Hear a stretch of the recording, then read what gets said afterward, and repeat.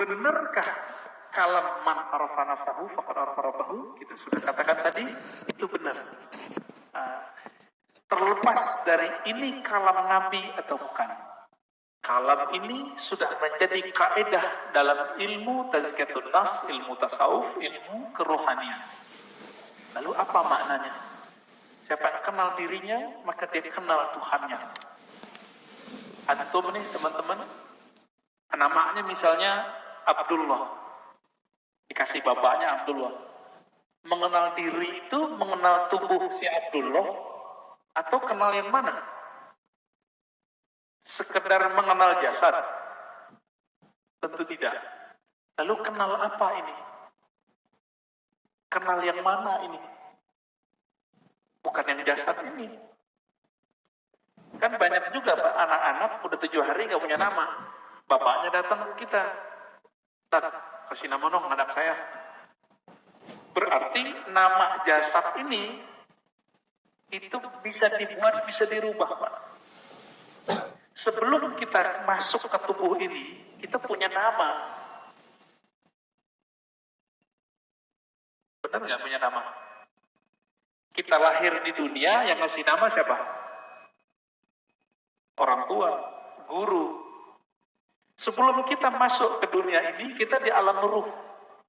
Allah mengatakan, alastu bi rabbikum, bukankah aku Rabbmu? Allah memanggil kum, kamu. Berarti kita ada nama, Pak.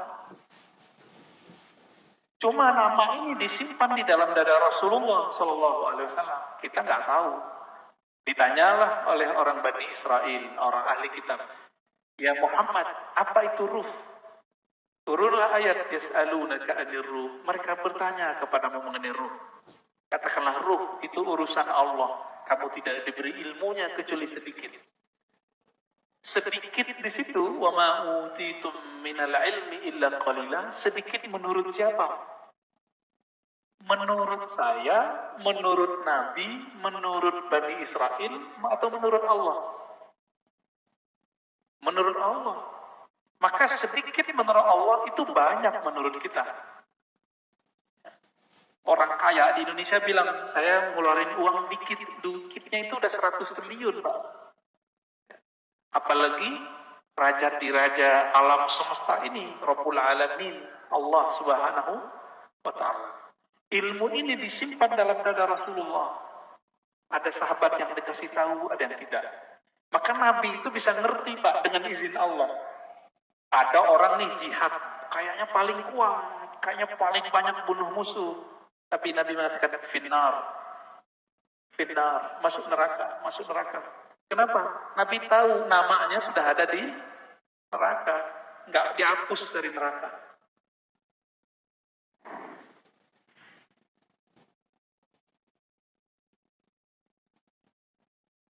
Man arafa nafsahu faqad arafa rabbahu. Artinya siapa yang kenal dirinya itu akan kenal Tuhannya. Apakah pemikiran seperti ini perlu dilestarikan? Bahkan banyak ini juga mengamalkannya, Ustaz. Dan ini juga yang menyebabkan berbagai tokoh di negeri ini seperti membenci label-label yang Ustaz katakan tadi, seperti Wahabi dan semacamnya. Ini mohon penjelasannya, jazakallahu khairan, Ustaz.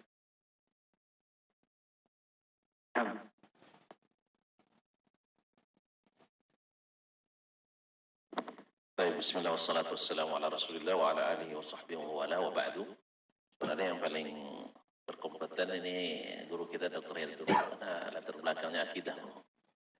Kalimat ini masyhur dalam kitabnya para ulama ahli kalam dan dinisbatkan kepada Imam Al-Ghazali rahimahullah ta'ala.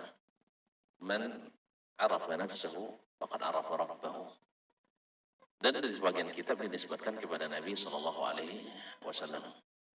Tapi penisbatan ini tidak sabit dan tidak benar dari Nabi Alaihi Wasallam. Nah, kalimat ini kalau diartikan dengan makna yang sahih bisa saja diterima. Karena kalau dimaknai bahwa siapa yang mengenal dirinya sebagai hamba yang harus tunduk dan taat, patuh dan beriman kepada Allah SWT. Dia sesungguhnya tahu posisinya sebagai hamba dan tahu posisi Allah sebagai khaliknya. Maka Ini diartikan dengan makna yang positif, sangat bagus sekali. Ya, dan saya rasa itu yang dimaksud oleh Imam Al-Ghazali rahimahullah ta'ala atau yang lainnya. Yaitu bahwasanya di saat Allah memberikan atau menyampaikan kepada kita, kepada seseorang ini, kerjakan ini, dia tahu saya hamba. Jangankan membantah, jangan membantah, tidak mengikuti saja, beresiko bagi saya. Jangan kerjakan ini, tidak mungkin saya melanggar, sebab saya hamba, tidak punya hak untuk tidak menjauhi.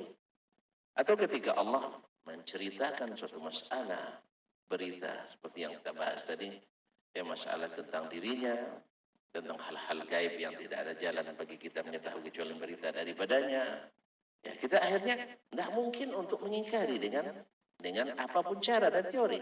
Karena yang ini bercerita Allah SWT. Ini kalau mohon maaf, walillahil madzalul a'la, andainya saya bercerita kepada Dr. Hidayat, Dr. Helmi misalnya, atau Ustaz Ray, tentang suatu masalah yang mereka tidak tahu sama sekali, lalu saya ceritakan, oh tidak mungkin Ustaz, tidak masuk akalnya.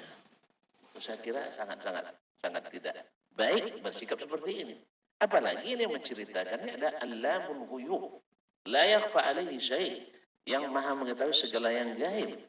Indahu mafatihul ghaib, dia memegang kunci-kunci gaib itu semuanya. Lalu dia beritakan, kita tidak punya jalan untuk mengingkarinya. Bahkan kalaupun menurut terlintas akal tidak mungkin, kita tidak mungkin akan mengingkarinya. Nah ini kalau ini maknanya, dan ini bagus.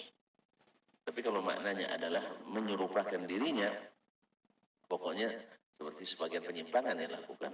Orang kalau nak ma'rifatullahnya benar sampai berhakikat, maka kenali diri. Ya nanti akan ditemukan sifat-sifat Allah pada diri sendiri. Kalau ini yang maksud, ini adalah penyimpangan yang keliru.